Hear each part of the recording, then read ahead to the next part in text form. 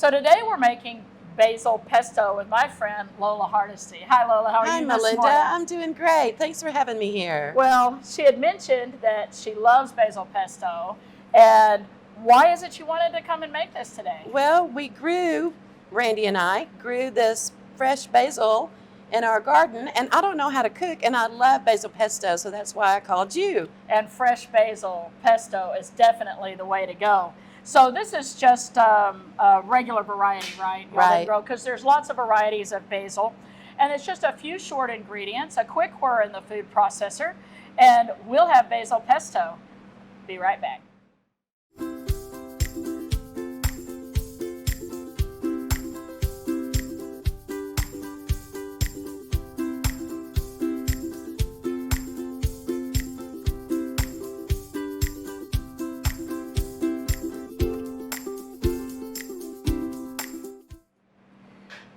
Basic basil pesto, Lola, really only consists of garlic, some garlic, some fresh basil, some pine nuts, which if you haven't looked for pine nuts lately, it's a thing.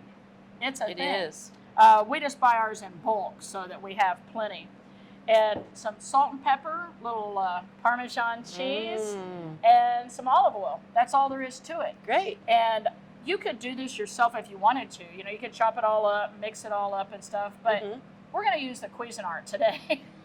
Absolutely. We love our kitchen machines, yeah? Yes. Why not, right? So this is a Cuisinart 14 cup. You can do it in any food processor. You just don't want to use a blender. Okay. Because now if you have one of those big Vitamix blenders. Right. But if just a regular bar blender, it's not going to have enough to keep things moving around. So we're going to start off with 2 cups of basil. And it's okay if you have that little stem on there. That's fine. Just not big stems or the flowerets on the end of it. So grab 2 cups in that 4-cup container. Now, do we push it down or do we give it some air? Well, you can push it down a little bit. The nice thing about cooking is it's not baking. So you can kind of fudge things here and there to your taste, because this can be done either with some red pepper flakes. It can be done, even half of this basil can be baby spinach. Oh, and it will that would be good. I love spinach. Yeah, it'll still basically taste the same, but with that little bit of spinach on there. So there's a lot of things that you can add. And if you don't have pine nuts, you can use walnuts. Oh. They're as close as you're going to get. The nut meats are similar. Okay. Always makes me laugh to say nut meat. It's just so silly. Why is that a meat? I don't know. Sounds like you, Melinda. It's like red onions. They're purple, dude. Oh, that's true. I don't know. I digress. Okay, so place this in the food processor. We're going to start off with 2 cups of basil, fresh basil, and we're going to add 1/3 cup of pine nuts, and we're going to let that kind of whir up first. So here's a cup. Here's a full cup. So let's get you 1/3 cup. Okay. Let's do this. There you go. Now you can get you 1/3 cup.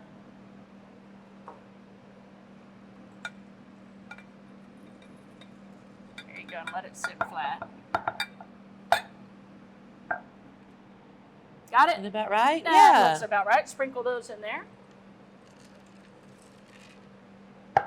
Okay. Put the lid on and give it a few pulses until it comes together a little bit. We don't want this pesto really runny.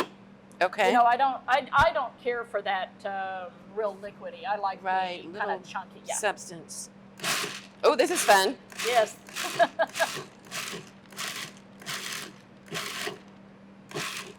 And give it a few more pulses.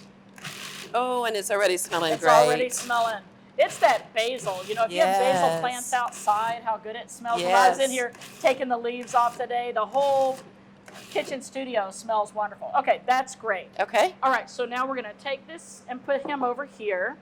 And let's go ahead and do our garlic. We want to put our garlic in, and then we're going to do the salt and pepper, and then we're going to drizzle the olive oil, and we have basil pesto. And while that sits for a little bit, it's actually best if we let it sit for a few minutes. Okay. So that it kind of marries the flavors together. All right, so let's look at, I'm going to show you real quick. I'm sure you know, but I'm just going to show everybody else. Okay, so this still has the paper. you can use as much garlic as you want. 3 cloves are about average, but you can go 5, 6, however garlicky that you like things. Sit over here. Okay, so with the back of our knife facing our hand, we just want to put it here and then hit it. And what it's going to do is it's going to crush it, which you're releasing those oils, and that paper comes right off. So we don't have to chop this very much because we're going to be putting it in here. And remember knife skills. Put your fingers here, control your blade, don't hold it hard, and don't rock. Just let it chop. Okay, so those are going to go in there. And let's do, all right, you do one. Let's do 3, which is kind of standard. So, remember the back of your knife to you. Just put it on there. Now, like this? Tip the blade down where it's flat. Okay. There you go. There you go. Now, just hit it. Crouch. Quit. Get it. Do it. Do it. I did there it. There you go. Yay. Did it. Now okay, the paper so take will come the paper right off. Oh, look at that. There you go. Nothing ever smells better than basil and garlic and all I'll let that you stuff. chop. Okay? So remember, we just want to put our thumb here, finger here. Let this just be an extension of your hand. Not a lot of this and a lot of this. Just straight up. So we're going to make what we call I call it the little dragon. Oh, okay. So just so that I always know where that knife is, so that when I look up, because somebody will be talking to me, I know where it is. All right, so do the last one. And hint, if you're going to scrape, use the back of your knife to move things so that you don't dull your blade. All right. Watch your blade. Keep your blade. There you go. Oh, this way. Yeah, okay. Not towards your hand. Oh, of course not. Hard. Get it. Do it. Smushy. Yay. All right. Oh, stress reliever. The harder you smash it, the more that comes off. Oh, easy. and that came off very easily. Because you smashed it really hard. Okay, do you want to try chopping it? Now, just nice and easy. There you go. Now take this little finger, put it out like that. Let this come up, feel right there where that notch is. Mm-hmm. All right? Oh, okay. And just easy. Don't hold real tight. And just, now put your middle finger like this so that your fingertips are back, like a claw. Okay. Like you're playing spider. There you go. I'm learning so much today. We do have a show coming up on knife skills. Oh, I'll be sure to watch that. Some of them I've learned the hard way. Perfect. Now we're going to take those in, and the easiest way to get those up off your board is with a pastry scraper, and just scrape that up and throw it in there.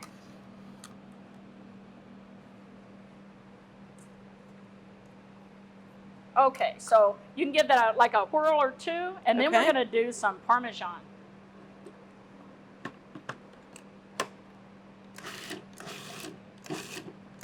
Okay, that'll do. We don't want to get it too icky. So we're going to do about 2 cups. About a half a cup. 2 cups. We're going to do a half a cup. Yeah, that's Parmesan. Depending on how much you like to. Yes. But we're going to do a half a cup of Parmesan cheese. And I'm going to suggest that you use these. Okay. Now, this right here, how many knuckles? Oh, how many knuckles? A lot. This one isn't actually my favorite. I like the one that's like octagonal. Oh, yeah. And if I would have thought he has a blade for this, I could have just shoved it down in there. But, live and let live. So the easiest way to do this is just hold it nice and easy, and don't press too hard on the cheese. Cold cheese grates better than room temperature or warm cheese. And just try to keep your fingers back like we do when we're cutting with a knife. So we don't want this to be really small grate. We'll do a little tiny grate on top of our dish before we eat it. And in a minute, we're going to make a little more pasta. Lola's going to make us some pasta. Homemade pasta. Now, when you get down to this part, just turn it to where it's the biggest part. And just keep your fingers. This is where you'll never see a chef with long fingernails. Not one or a cook that's working. So, because, and then which is which? Right. Okay, so that's about a 1/4 cup. There you go. I know every food processor is different. Just scoop him up. Get this and just scoop him up. There you go. Oh, it's easier that way. It instead is of in my easy that hands. way. Okay, so I'm going to cut you a little piece off, and you grate it. Okay.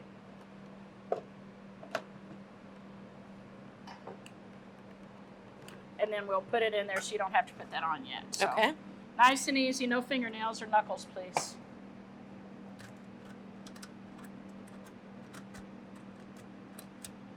And you can drag both ways. There you go. The cheese even smells great. I know. Parmesan cheese is really great. Now, one thing here is that we don't want to use dried herbs, and we don't want to use the green can of shaker cheese. That's what we used to call it. Oh, yeah, uh-huh. I don't know how many of those I've eaten in my life. That used to be the gold standard when I was growing up. Ooh, the shaker cheese. And it is delicious. Okay, what do you think? A little bit more. A little bit more? Little bit Okay. It is delicious, and there's nothing about it, but it won't make pesto. Right. You need fresh basil, you need fresh cheese, fresh pine nuts, a good quality olive oil. Let's see. I bet that's enough. I bet that's good. Okay. It may be a little over. Let's do it. Cheese up, girl. Yes. Okay. Get your pastry, your bench scraper. In she goes. Yay. Good job. So it's time to Well, pulse let's this. add a little bit of salt and pepper. Okay. Now, salt and pepper is to your taste, and it also depends on your cheese, how salty it is. I'm going to say, to begin with, probably a teaspoon.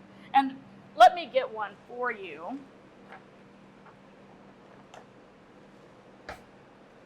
And you can start there.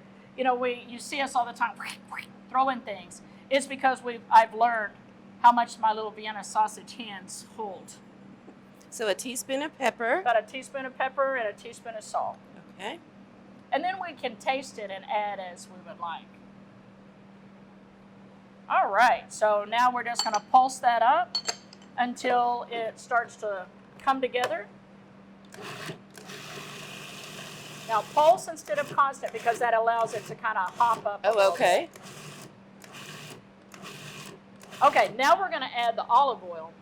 So you can just remove this little thing right here. And as you pulse it, you're just going to add a little bit until it gets to be the consistency that you want it. So add.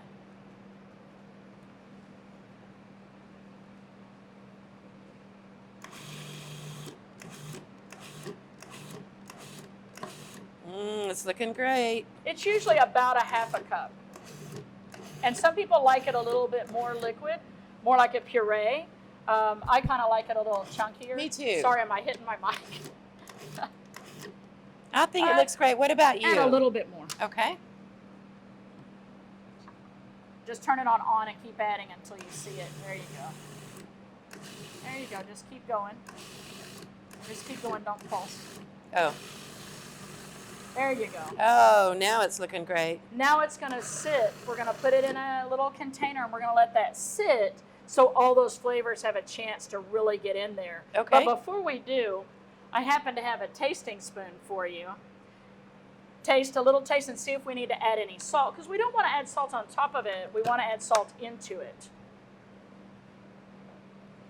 Oh, it smells wonderful.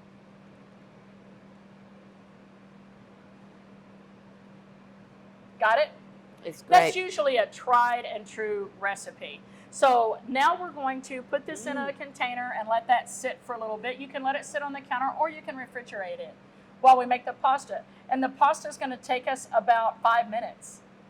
That's wonderful. How long did that take? Not long at all. Yeah, so really you can have this great dish. We also did today have some French bread that we can spread our Basil Pesto on. Yummy, yummy. Okay, so we'll be back in just a minute and I'll show you how Lola is going to make homemade pasta. Lola's going to make some pasta for us. Yeah. Yay! And of course, you can do this in your Cuisinart. You can mix this together and add the eggs, and it's really only flour and eggs. That's awesome. Flour and eggs. But we're going to show them how to do a well and how to make it by hand, because you have to kind of feel it a little bit to make sure you've got enough moisture. You know, eggs aren't really a regular size. Flour can be reacting to humidity and such. So we're not going to weigh the flour today. We're going to, it's a good one. Make sure you got a good seal. So we're going to start off with 2 cups of flour. So if you'll get 2 cups of flour, and you know how to level it off. Level it off, okay. There you go. And just put it right in the center of your board.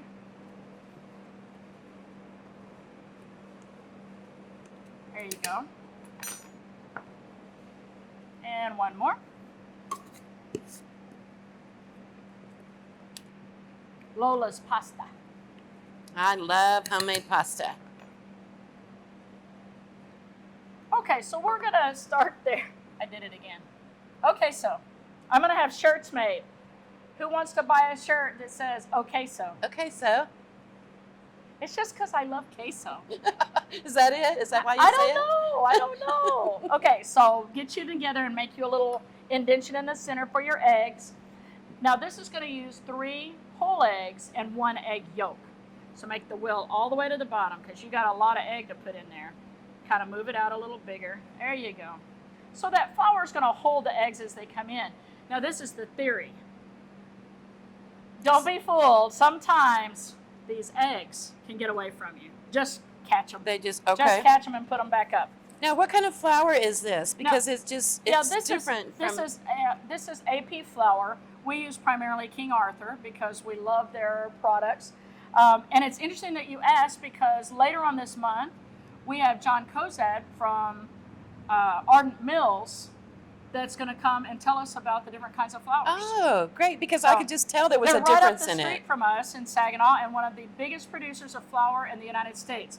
So wow. all you little home bakers during the COVID, y'all been using it. They supply Domino's. I mean, I digress. I get excited of talking about all the different flours. What a weird friend she has. Yeah. Okay. No. All right. Pressing on. Okay, so I'm going to take an egg and I'm going to put the whole egg in there. Okay. Yes. With no eggshells, right? Well, you know, it's preferable. Yeah. But whatever you got to do. You can just throw it anywhere you want. Now, instead of mashing it hard, see how you're losing some of it right there? Uh-huh. Instead of mashing it hard, hit it on the corner. Oh, okay.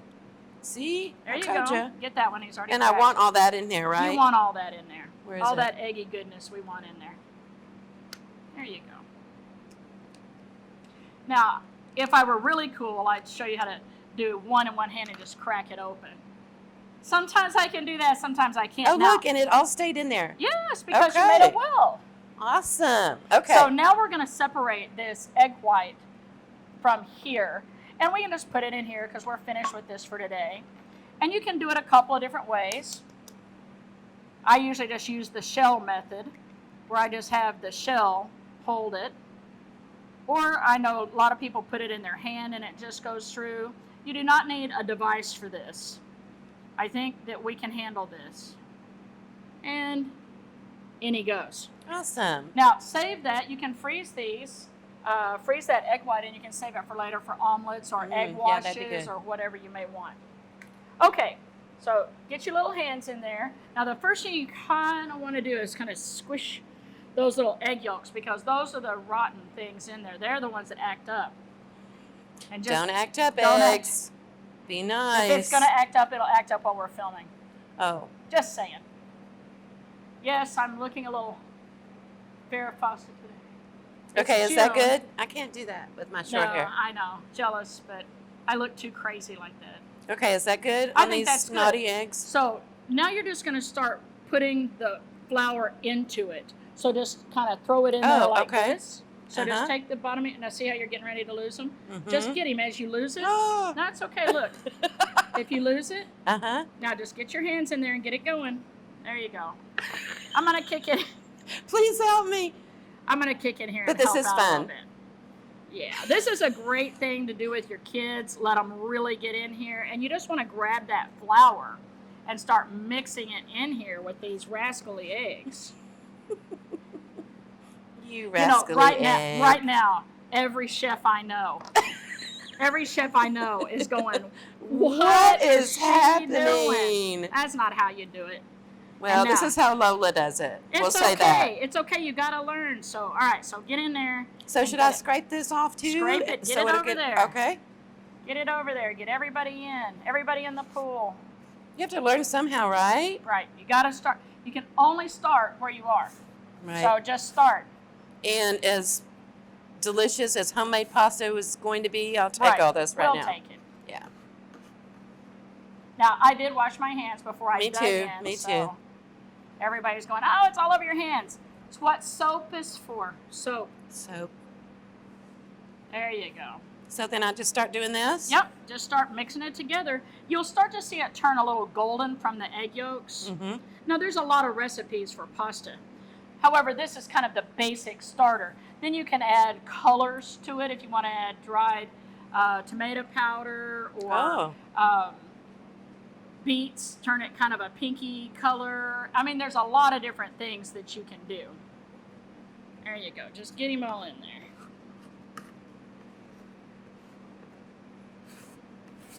Because we want to roll that out so that our friend KitchenAid, we're going to add the attachments and we're going to get it. And you can add dried spinach and it'll turn it green and a little spinachy.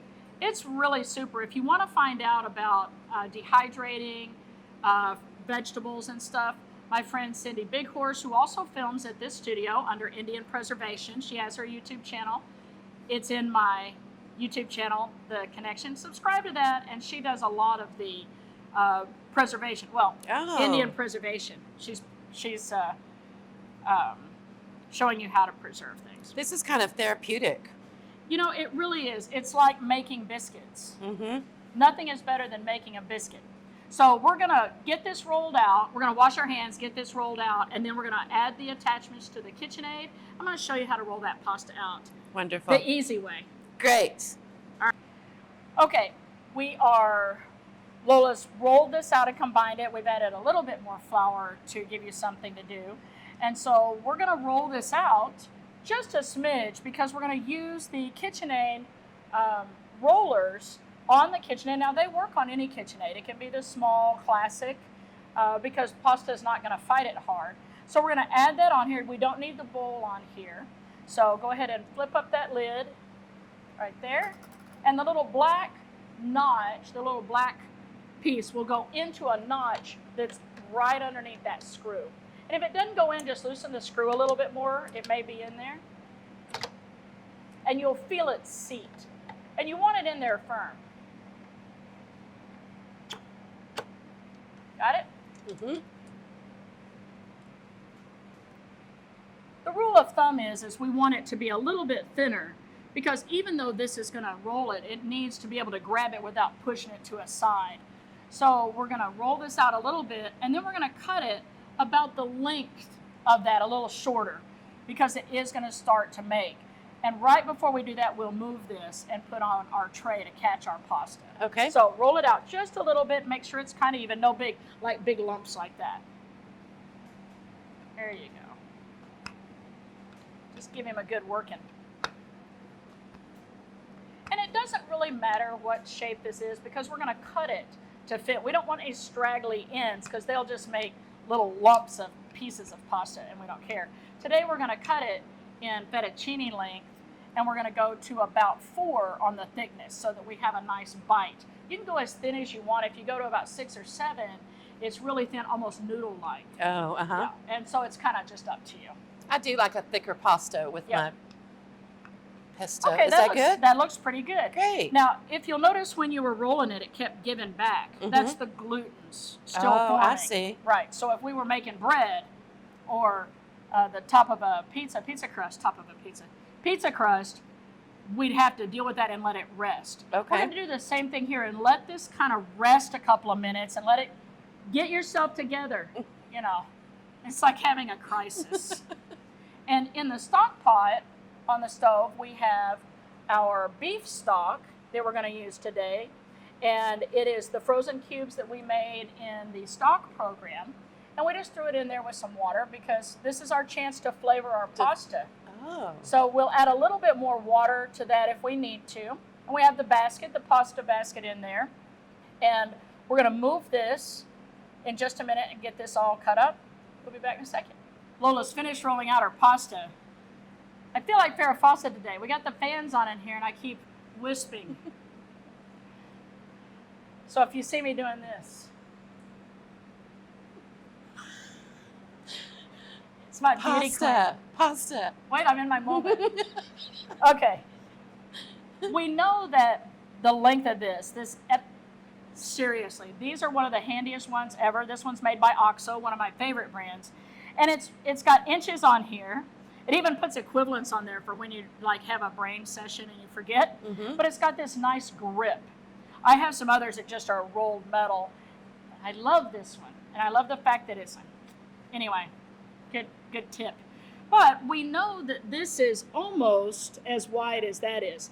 So this is a little bit wider. So it gives us an opportunity to make these cuts. Oh, so they'll fit in here. So that they'll fit in there because remember it's gonna Right. spread apart. I just go through here and just make some little cuts so that I can kind of see where I'm going.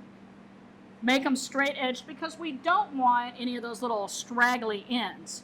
So you can just do this, that's about it. Go through here and then cut those ends off. And I don't really reuse the ends. I think they've got too much flour on them. They may be dry. It's up to you if you want to reuse them, but you know, it's pasta. Look, I'm trying to be all precise and everything. No, it doesn't. It's not about precise. It's just about sorta. All right. Poor little pasta that won't get used over no, there. it won't get used. It's having a complex right now. But if you get it all cut before you start, then you see how much you've got. Now, this doesn't look like a lot of pasta, but it's a lot of pasta. Should I cut off this little edge like that? Yeah, I'd cut him off. Okay. Only because it won't feed right and it might grab it. And like I say, if you want to re-roll this and use it, go ahead. But we're not going to today.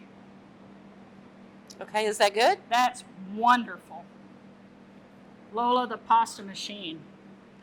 Okay, so we have in the roller, and we're going to start at 1. So put your number at 1, and you just pull that out and turn it to 1.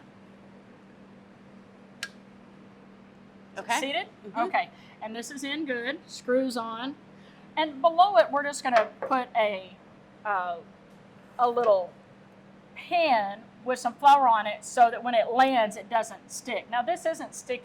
Right. If it's sticky, you need a little more flour. So turn it on. Start it at probably 2 or 3 on your speed. There you go. That thing looks so okay dumb. if it turns, right? Well, yeah, that's the motor. Okay. We need that. We need that. And then just roll it in there. There you go. And just catch it. And now Look go how to beautiful. 2, et cetera, et cetera, et cetera. So we're going to roll it out, I think, to about 4. That's going to be your decision on how thick you want to make it.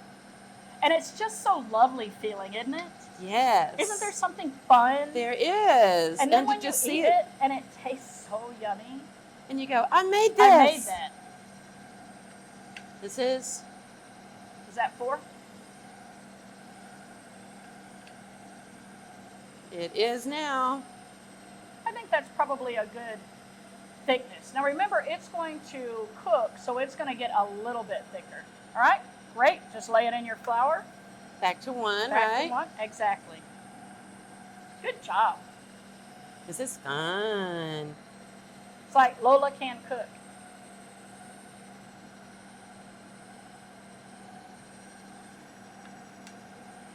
I typically make them really short because I'm short and I have a hard time when I make it too big because it squeezes and it gets longer. And you can actually let it feed over the back of that. But it's just easier to do it in smaller batches for me. One time John and I were making it and we had I had to get him to catch it because I made it too long. But you can see how that little piece. It just keeps going and it going. just keeps growing. And now I'm like, what do I do to change it? Right. There you go. But because it's got a light flour dusting on it, it's not going to be sticky.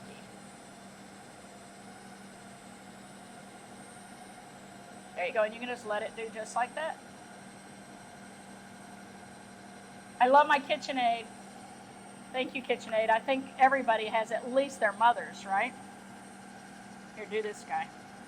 I'm going to cut this one for you. Okay.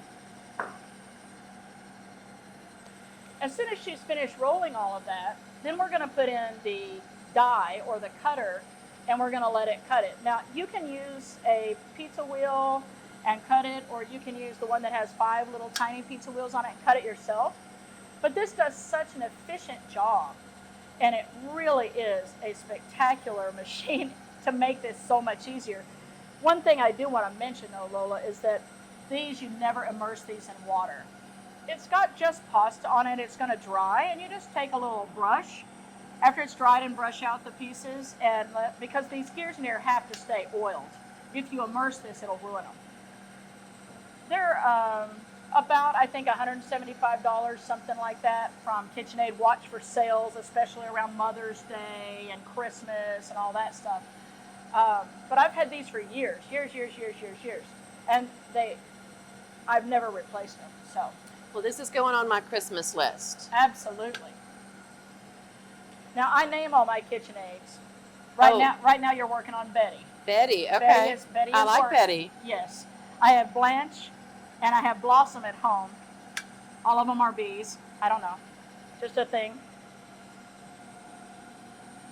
This is so easy. I It never is would have easy. thought it'd be this easy. Well, you don't know until you try, and that's all what this channel is about. Right. Is I really want people to understand how easy it is to control your ingredients and feed your family a much better product, and it's fun for them. Teach your families to cook.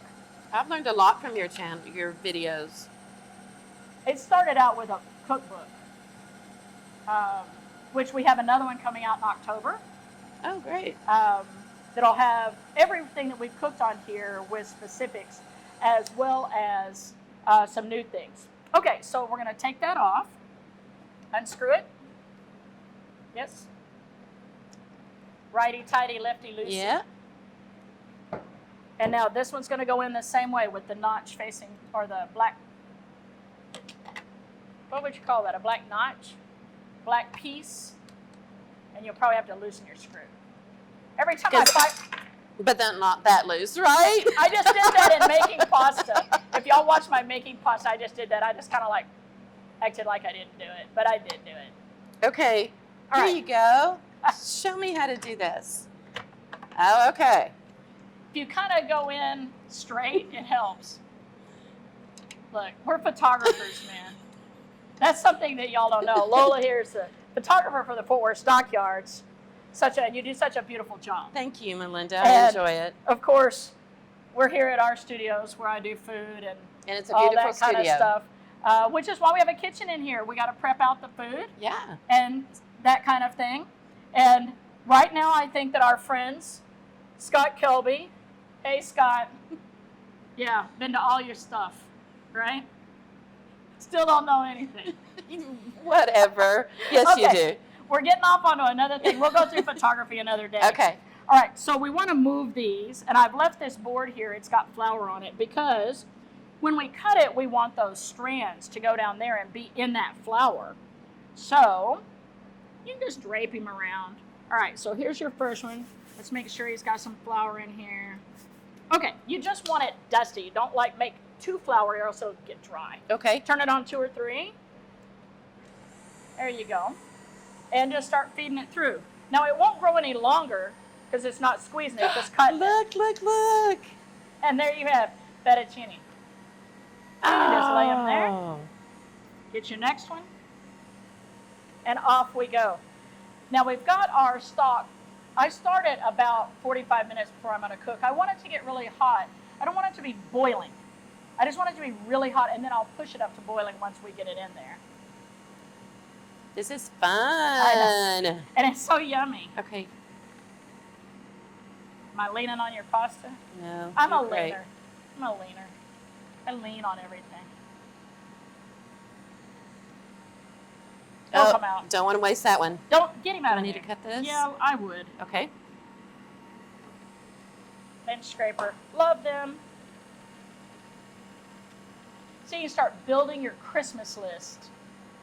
Go on Amazon and say, this is Lola's Put it on the Christmas wish list. Yes. And then For They Santa can't buy Randy. it wrong.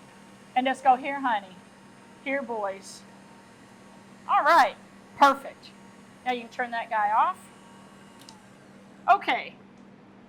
Now we're just going to take this and kind of loosen these strands a little bit, get some flour on them. We don't want them lumping together. You just kind of act a little crazy here.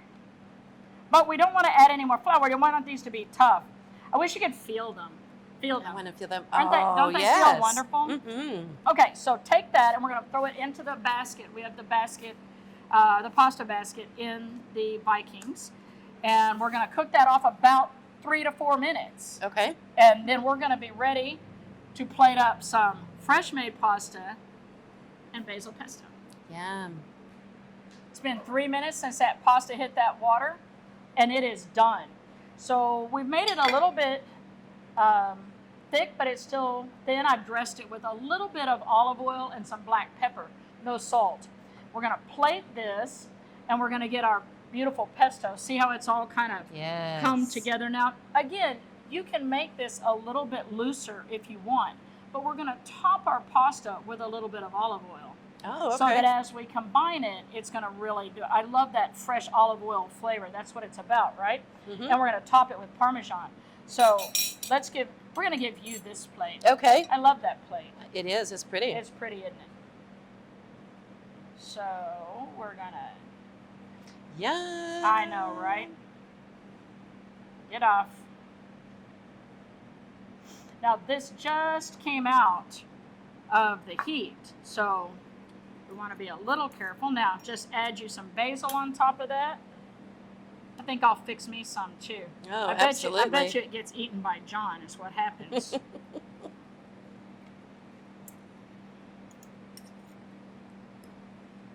We've got a little bit of French bread over here that you can toast it if you want to. However, you certainly don't have to. Now, before you start stirring, we're going to add a little drizzle of olive oil. Now, go ahead and stir that in, and we'll do a fine cracked pepper on top of that. See what you think. And get that all in there. I like the pesto. And again, remember, I say I like. It's because it can be however you like it. Right. Some people really have it almost a puree. But gosh, I love those beautiful pieces of the Parmesan. That's my favorite part is the Parmesan. But see how nicely that's mixing. And you just keep mixing it. Now, the other wonderful thing to do with this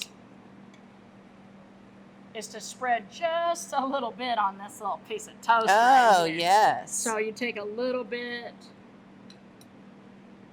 and a little on your toast. Kind of smear that out just a little. Now, I would say, but of course it's everybody's thing, is that I would give it a little bit of fresh cracked pepper. And we can't have too much Parmesan. I don't think that's enough for me. I don't think that's enough. So we're going to put that on there. And, okay, you ready? I'm ready. Go. See what you think. I'm like you. I'm not very good with the swirl. Oh, I've never learned how to do that. I know how to do it. I'm just too lazy. Well, you know, I'm half Japanese. I'm better with chopsticks than I am with a fork. I don't know. They did invent noodles. So. Oh, true. Or was that the Chinese? Mm. How's that? So take a bite of the bread. See how you love that. Oh my gosh. I also love to take a little bit of olive oil. Olive oil done right is really a lovely oil. And you should buy good quality olive oil. You should buy olive oil that you want to dip your bread into. Mm-hmm. And then add just a little bit of pesto on top. Try that bite. It's wonderful. Try this bite. Has olive oil underneath it. Oh, good and idea. some pepper. That's what you can have. Mmm. Yeah. Mm-hmm. That makes a big difference. Oh my gosh. Can we do this? Yes. Mm-hmm. Yes. I think we can do that. Okay, now try that bite. Do it. I think I'm going to have some more Parmesan. So, as you see, Lola made for us today basil pesto, homemade pasta, And other than our yakking and taking too much time and talking about other things, we really could have had this ready in just about 10 to 15 minutes, including cooking time. We'll save this, and this pesto is also great on top of fish. It's great on top of chicken. You can do a lot of things with it, and it'll stay in the refrigerator for about a week if you tightly cover it. If you don't, it'll start to turn a little bit brown. So, bon appetit? No, that's not right. What do they say in Italian? I don't know, we don't have an Italian down here. Sure tastes great. It does. Thank you for joining us today at the Home Cooking Kitchen. Be sure to subscribe, share it with your friends. We need to get our channel to grow if we're going to teach people how to cook. Thanks, Lola. Thank you, Melinda. This was fun.